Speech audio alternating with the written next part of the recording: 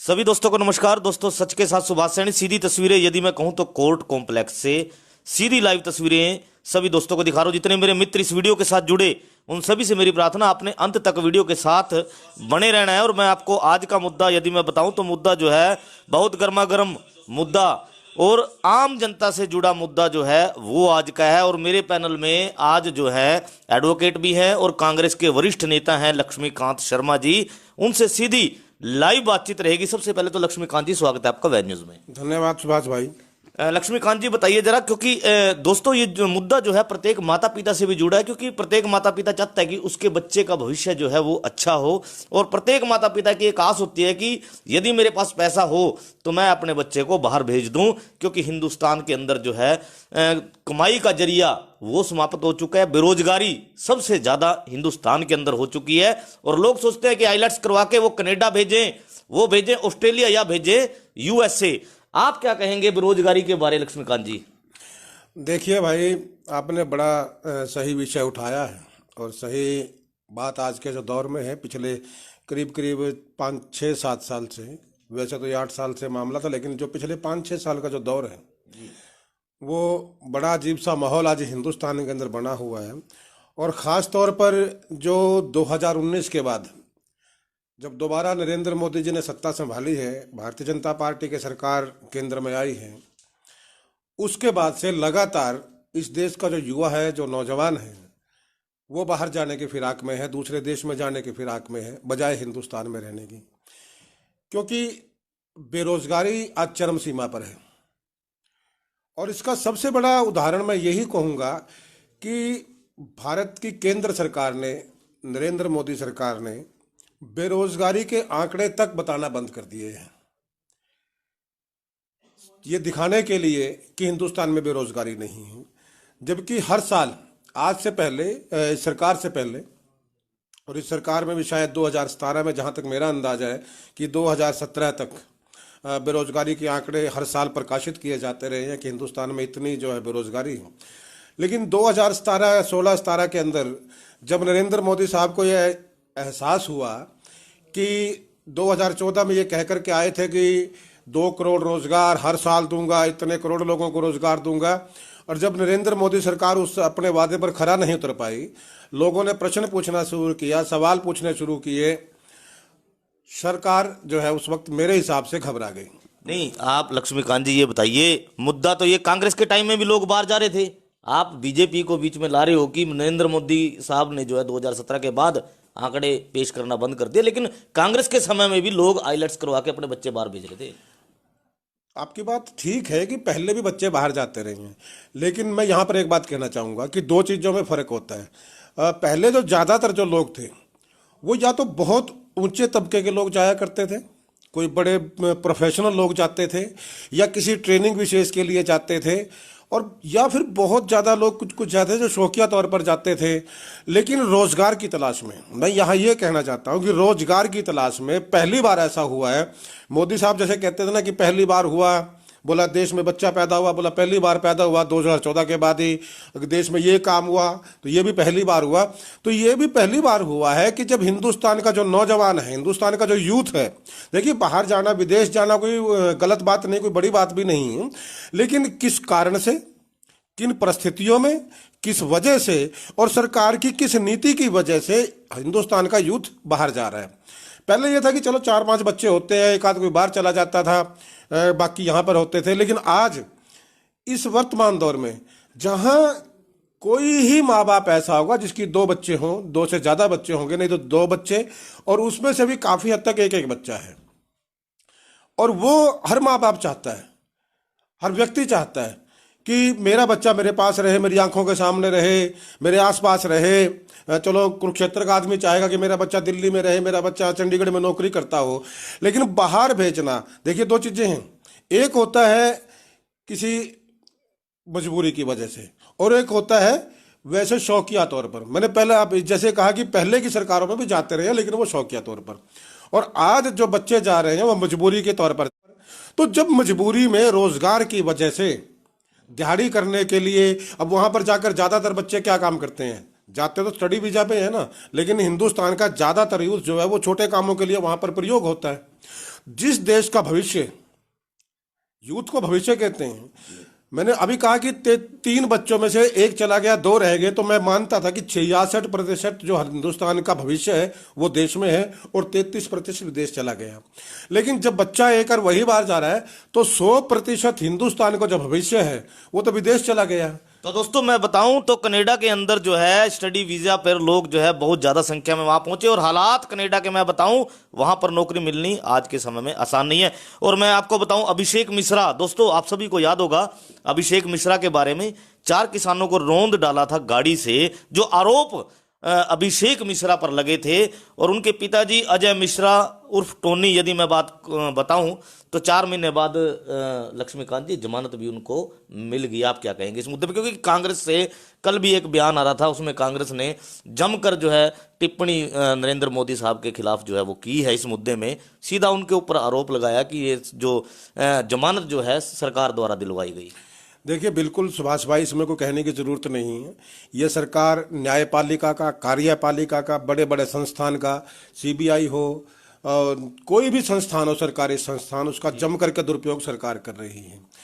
जहाँ तक ये मामला, क्योंकि मैं एक एडवोकेट हूँ और इसे कहना थोड़ा मेरे लिए बड़ी दिक्कत की बात भी है कि न्यायालय का फैसला है, न्यायालय से उसको जमानत मिली है। लेकिन मेरा प्रश्न यहाँ सरकार से सिर्फ इतना सा है कि ठीक है आपकी बात मान लिया, आज मैं आपको एक बता रहा हूँ कि ये तो कांग्रेस ने प्रश्न उठाया था, आज ही भारतीय जनता पार्टी के एक बड़े नेता से मेरी बात हुई तो मैंने जिक्र कर लिया वैसे ही, और वो कोई ऑफिशियल बात नहीं थी, मजाक मजाक में जिक्र किया था। लेकिन उस भाई को थोड़ा सा वो कह के ना, बोला हिंदी में देसी भाषा में, बोला चमराट लग गया।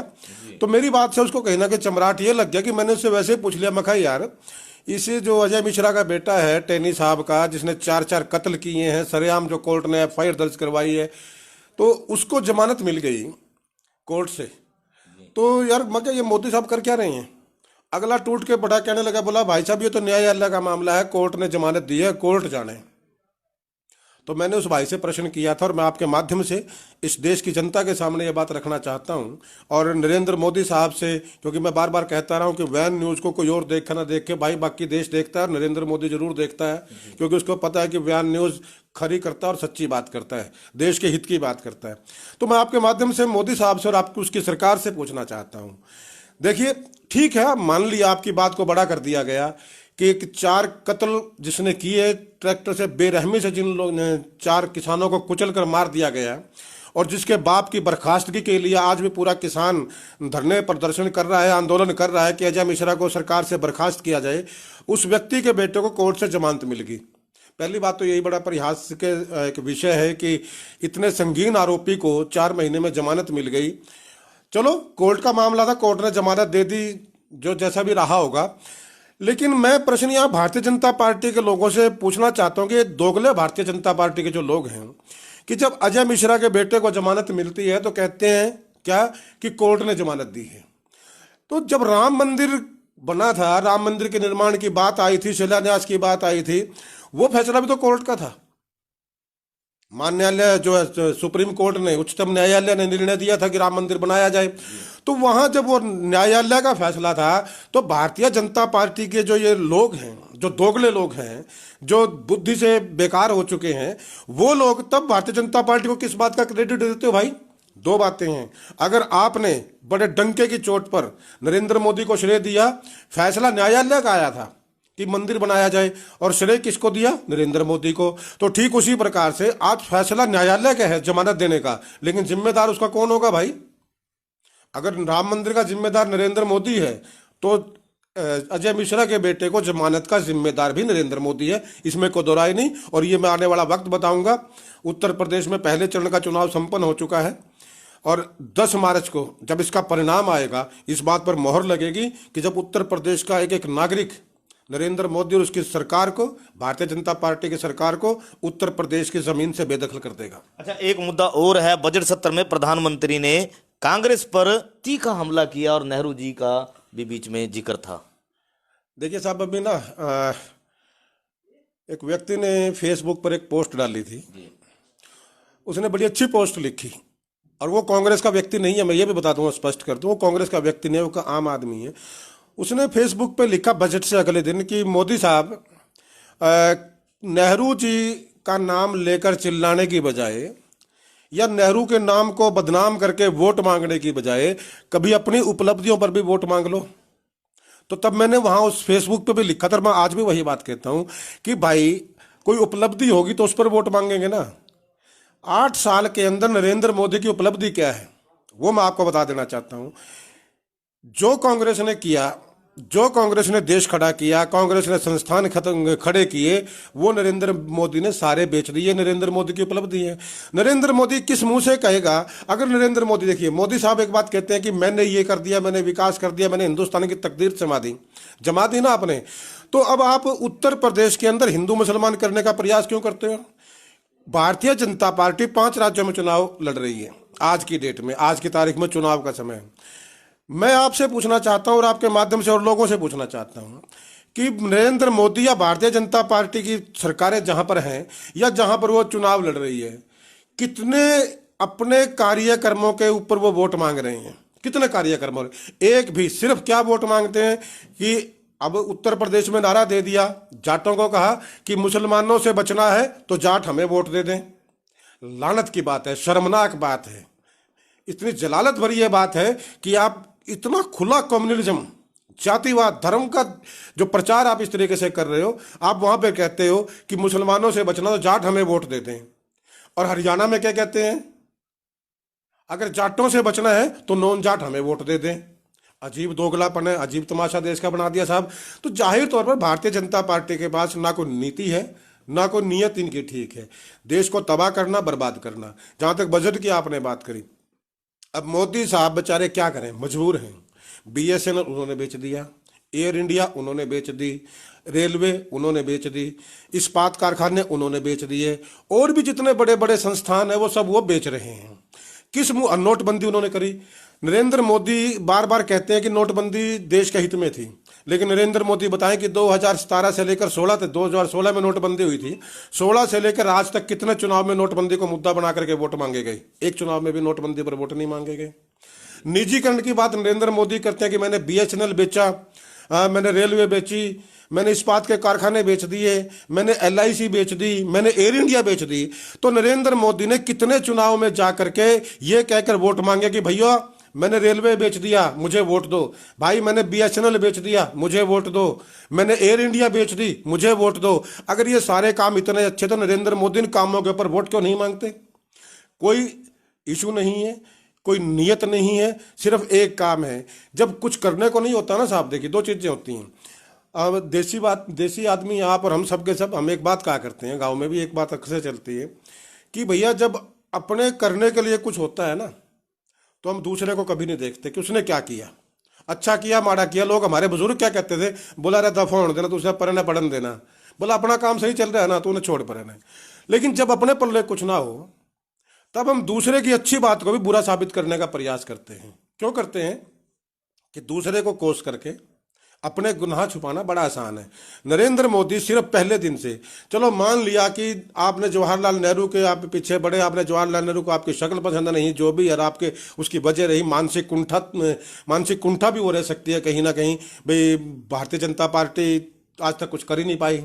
पूर्वज इनके जो है वो श्यामा प्रसाद मुखर्जी एंड कंपनी जो थी वो अंग्रेजों के साथ मिलकर के काम करते रहे, ये दुनिया को पता है, ये इतिहास की बातें हैं सारी की सारी। लेकिन आपने मान लिया ठीक है, आप जवाहरलाल नेहरू के पीछे पड़े हो साहब, लेकिन कब तक पढ़ोगे भाई? 8 साल से आपकी सरकार है। आप 8 साल में आपने क्या कर लिया? अगर नेहरू ने कोई बुरे काम किए थे, हाँ नेहरू ने बुरा काम किया, बीएसएनएल खड़ा किया, ये नेहरू का बुरा काम था।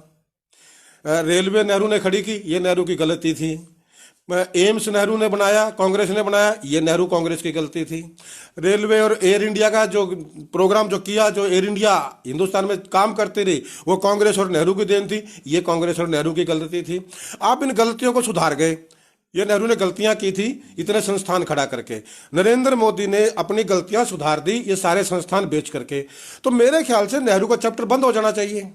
और 55 साल से ज्यादा शायद नेहरू की डेथ को हो चुके हैं, उनको परमात्मा के घर गए हो चुके हैं। और हिंदू संस्कृति और कानून दोनों की बात मैं करता हूं।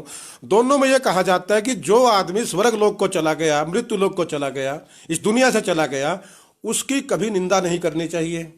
अगर ये हिंदुओं का ठेकेदार है ना, इनको हिंदुओं की बता रहा हूं कि हिंदुओं का धर्म कहता है क्या है।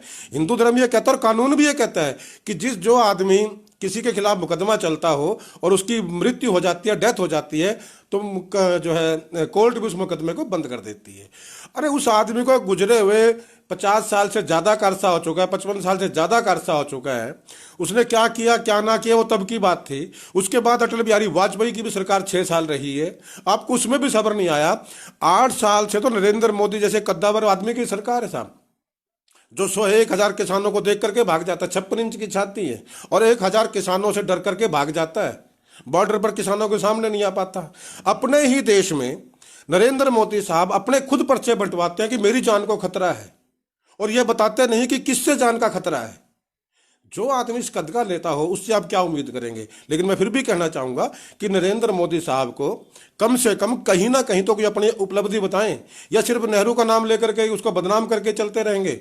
सिर्फ बदनाम करने के अलावा इन लोगों के पास कोई काम नहीं है। बजट में ऐसा कुछ था नहीं। बजट में कुछ होता साहब तो मेरे ख्याल से वो नेहरू का नाम ना लेते, क्योंकि बजट में कुछ था नहीं, बाहर लोग सुनने को तैयार नहीं है तो नेहरू का नाम ले दो।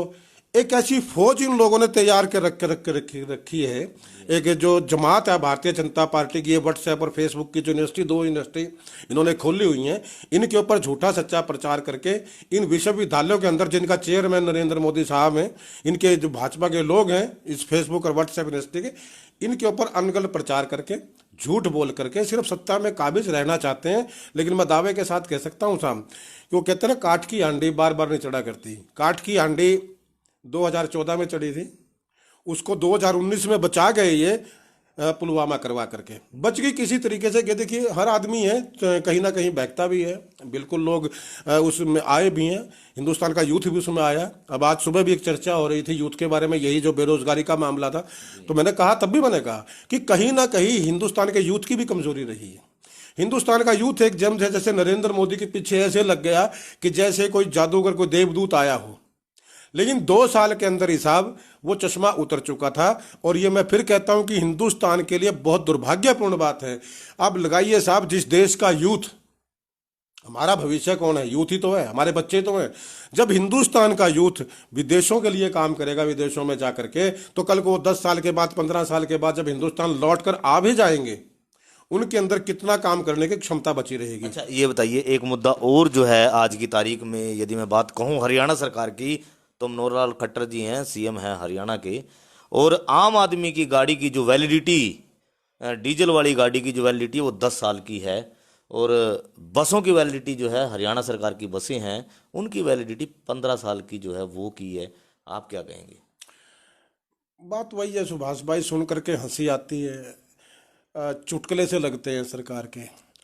अब इनको क्या क्या नाम दें, मतलब अपनी समझ से परे की बात है। अब ये कह सकते हैं कि बेशर्मी का नंगा नाच आज पूरे हिंदुस्तान में और हरियाणा में चल रहा है।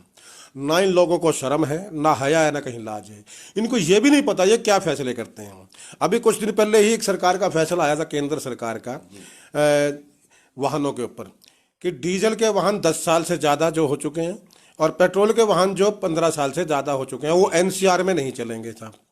पहला तो ये बड़ा मजाक का विषय है, करनाल एनसीआर में है और कुरुक्षेत्र एनसीआर में नहीं है। एक कार डीजल की जिसको 10 साल से 2 दिन फालतू हो गए, वो कुरुक्षेत्र में चल सकती है, करनाल में नहीं चलेगी। कुरुक्षेत्र का जो आखिरी गांव है तिगरी और ये जो छोटे छोटे गांव है इधर के जाकर के, इन गांवों में जाकर कर मुझे करनाल जाना है तो मेरी गाड़ी मुझे वहां खड़ी करनी पड़ेगी और करनाल से दूसरी गाड़ी लेनी पड़ेगी। यार ये क्या मजाक है? क्यों नहीं एक पॉलिसी बनाते आप कि गाड़ी के किलोमीटर तय करें, और किलोमीटर के बजाय भी मैं ये कहूँगा गाड़ी की कंडीशन तय करें। गाड़ी किस कंडीशन में है? जब आप पोल्यूशन सर्टिफिकेट आपने बनाया हुआ है, महकमा आपके पास है जो सरकार का सर्टिफिकेट देता है कि गाड़ी चलने के काबिल है या नहीं। जो गाड़ी, मैं कहता हूँ जो गाड़ी चलने के काबिल है, जिसको आपने सर्टिफिकेट दिया गाड़ी को, चाहे 15 साल के बाद दिया, चाहे 20 साल के बाद दिया, उस गाड़ी को हर जगह चलने की परमिशन होनी चाहिए। वो गाड़ी हर जगह जानी चाहिए। कोई दिल्ली और कुरुक्षेत्र में कोई अलग फर्क है क्या? ऐसी सड़कें वहाँ हैं, ऐसी सड़कें यहाँ हैं। आप एक बहाना पोल्यूशन का बनाते हो कि साहब पोल्यूशन फैलता है, तो कुरुक्षेत्र में पोल्यूशन फैल जाए, लोग मर जाए, कोई दिक्कत नहीं। एक गाड़ी से। मान लिया मेरी गाड़ी पोल्यूशन फैला रही है, दिल्ली में पोल्यूशन ना फैलाए, आपने मेरी गाड़ी दिल्ली में बैन कर दी। दिल्ली के लोग तो ठीक हैं, करनाल के लोग भी ठीक हैं, उनको बचाना है पोल्यूशन से। लेकिन कुरुक्षेत्र और अम्बाड़ा के लोग तो उसमें एनसीआर में नहीं है, यहाँ गाड़ी चल सकती है, तो यहाँ के लोगों को फांसी तोड़नी है क्या भाई? ये लोग पोल्यूशन में जिए, जैसे मर्जी जिए। ये अजीब दोगलापन है, सरकार को कुछ समझ में नहीं आता। और जो अभी ये फैसला जिसके आपने जिक्र किया है, ये तो बिल्कुल ही मतलब एक तालियां बजा करके हंसने वाली बात है कि प्राइवेट वाहन की तो आपने उम्र घटा दी, कम कर दिया, और सरकारी वाहन जो ज्यादा यूज होता है, खासतौर पे रोडवेज की बसें। आज रोडवेज की इसके जो सड़कें हैं ना, उनकी पहले तो उनकी हालत देखो जाकर, जिन सड़कों पर वो गाड़ियां चलती हैं, बसें चलती हैं, वो बसें 5 साल के बाद, 7 साल के बाद कंडम हो लेती हैं। 10 साल के बाद बदले जाने का प्रावधान था, उनको तो आपने 15 साल कर दिया कि सरकारी बसें तो 15 साल तक चलेंगी, और जो प्राइवेट वाहन है जो कम चलता है उसकी आपने उम्र घटा दी। ये क्या दोगलापन है, क्या अजीब, मतलब एक कुछ समझ में नहीं आता। और सरकार का मुझे लगता है कहीं ना कहीं सिर्फ एक ही एजेंडा है, एक ही कार्यक्रम है कि इस देश के नौजवान को, इस देश के आम नागरिक को कैसे तबाह करना है, कैसे बर्बाद करना है, कैसे हिंदुस्तान का जो भविष्य है वो खत्म करके सिर्फ और सिर्फ चंद लोगों को लाभ पहुंचाना है। अब ये गाड़ियों वाला मामला भी साहब वहीं आता है कि बड़ी बड़ी कंपनियों के साथ सांठगांठ कर ली गई और उनको इसीलिए गाड़ियों को पहले बंद करवा दिया गया। तो बड़ी बड़ी कंपनियां कौन है? अंबानी साहब, अडानी साहब, और ये जो 5-7 लोग हैं, हिंदुस्तान को पूरी तरह से। वो जो एक वो बात मुझे याद आती है ना कि जब अंग्रेज लोग यहाँ पर आए थे, अंग्रेज लोग कोई यहाँ सत्ता के लिए नहीं आए थे कभी भी। अंग्रेज लोग सिर्फ यहाँ व्यापार करने के लिए आए थे। ईस्ट इंडिया कंपनी जब आई थी तो व्यापारिक कंपनी बन करके आई थी। उन्होंने व्यापार किया, धीरे धीरे उन्होंने देखा कि यार यहाँ तो बड़े मज़ेदार चीज़ है, बड़े आराम से बड़ा अपना बिजनेस चलाना है। तो उन्होंने धीरे धीरे करके हमारे ही लोगों को बीच में लेकर के और धीरे धीरे हिंदुस्तान की सत्ता पर कब्जा किया। फिर वहीं से वो दूसरे अंग्रेज थे, गोरे अंग्रेज थे, आज काले अंग्रेज हैं। ये काले अंग्रेज हैं। बात कहाँ से आती है? कि बात वहीं से आती है कि हिंदुस्तान की आज़ादी से लेकर के इन लोगों का रोल क्या रहा है। जब हिंदुस्तान की आज़ादी का आंदोलन चल रहा था तो ये जो जनसंघ के लोग हैं, जो आरएसएस के लोग हैं, ये तब भी अंग्रेजों के साथ हुआ करते थे, उनके लिए काम करते थे। और उसका सबसे बड़ा उदाहरण मैं देता हूँ सुभाष जी आपको, इनके मिली भगत का, कि आज़ादी का अमृत महोत्सव ये मना रहे हैं, 75 साल आज़ादी के मना रहे हैं। और इन 75 सालों की आज़ादी का जो अमृत महोत्सव है, इसके अंदर कार्यक्रम आयोजित किए जाते हैं सरकारी। और उन सरकारी कार्यक्रमों में किन नेताओं को श्रद्धांजलि दी जा रही है, किन का जन्मदिन और किन की पुण्यतिथि मनाई जा रही है?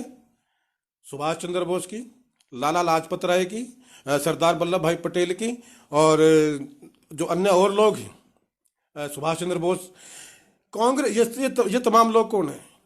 ये कांग्रेस के लोग हैं। तो कांग्रेस की लोगों की पुण्यतिथि और जन्मतिथि ये मना रहे हैं आज़ादी का अमृत महोत्सव में। इसका मतलब इन लोगों का आज़ादी के आंदोलन में योगदान था।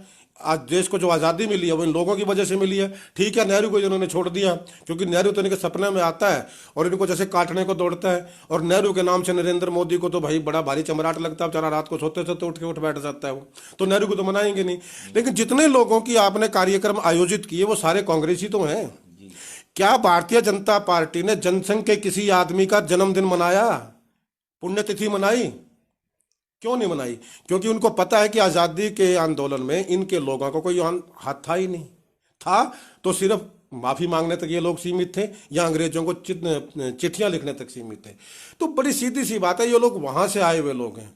और उसी चीज़ को देख, जहां मैं बात बताना चाह रहा था, नरेंद्र मोदी हो या इनकी पूरी सरकार हो, आज हिंदुस्तान की पूरी संपदा, चल अचल संपत्ति, ये किसान आंदोलन क्या था, किसान जो 3 कृषि कानून क्या थे, पूरी तरह से हिंदुस्तान की आर्थिक प्रभु संपदा को अंबानी अडानी के हाथ में सौंपना, या 2-4 और इनके लोग हैं उन लोगों को सौंपना, इनका सिर्फ एकमात्र जो है ध्येय है और कुछ और नहीं है।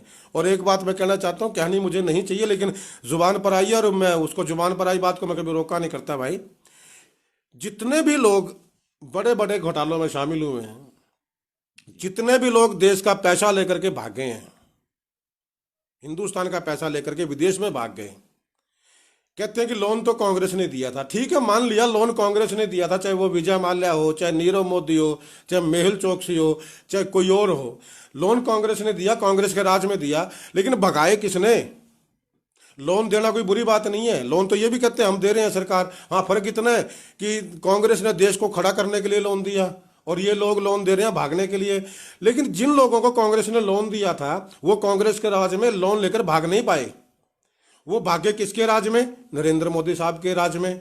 और साथ में भी भागे। नीरव मोदी का तो उदाहरण, अकेला उदाहरण है, जो खुद मोदी साहब के साथ अमेरिका गया था और वापस नहीं लौटा भाई। तो कौन है ये लोग? सारे एक ही समुदाय से और एक ही गुजरात से आते हैं और सब नरेंद्र मोदी के साथी हैं। तो ठीक उस पैटर्न पर चलते हुए नरेंद्र मोदी साहब आज हिंदुस्तान की जो आर्थिक संपदा है, चाहे वो चल अचल संपत्ति है, सब अपने प्राइवेट लोगों को बांट रहे हैं, देना चाह रहे हैं। और इसीलिए बजट में किसी बात का उल्लेख वो नहीं कर पाते। सिर्फ और सिर्फ नेहरू को गालियां दे करके, नेहरू को बुरा भला बोल करके, एक जमात खड़ी करके वो कुछ बस अपनी बात साख बचाते हैं। या यूं कह सकते हैं कि वो कहते हैं ना, खिसियानी बिल्ली खंबा नोचे, वो खंबा नोचने पर लगे हुए हैं। लेकिन नाखून एक वक्त होता है कि जब आप धीरे धीरे करते हो कोई बात नहीं, घसती नहीं है। अब ये खंबा जो है ना 8 साल से नोच रहे हैं। शुरू शुरू में अच्छा लगता है कि ऐसे दीवार से खोचना, यूं करना, ऐसे अच्छा लगता है, लेकिन धीरे धीरे जो उंगलियां घिसनी शुरू हो जाती हैं। तो मैं दावे के साथ कहता हूं, भारतीय जनता पार्टी के तमाम लोगों की समेत नरेंद्र मोदी जी, ये जो उंगलियां हैं ना, अब ये खंबा नोचते नोचते घिस चुकी हैं और आने वाले 2024 के चुनाव में ऐसे खून निकलेगा, ये मेरा दावा है जी। तो दोस्तों, ये थे मेरे साथ एडवोकेट भी हैं और कांग्रेस के वरिष्ठ नेता और बेबाक बातचीत के माहिर जो हैं लक्ष्मीकांत जी। जितने मेरे मित्र इस वीडियो के साथ जुड़े उन सभी का धन्यवाद। अगले लाइव तक दोस्तों बने रहे सुभाष सैनी के साथ।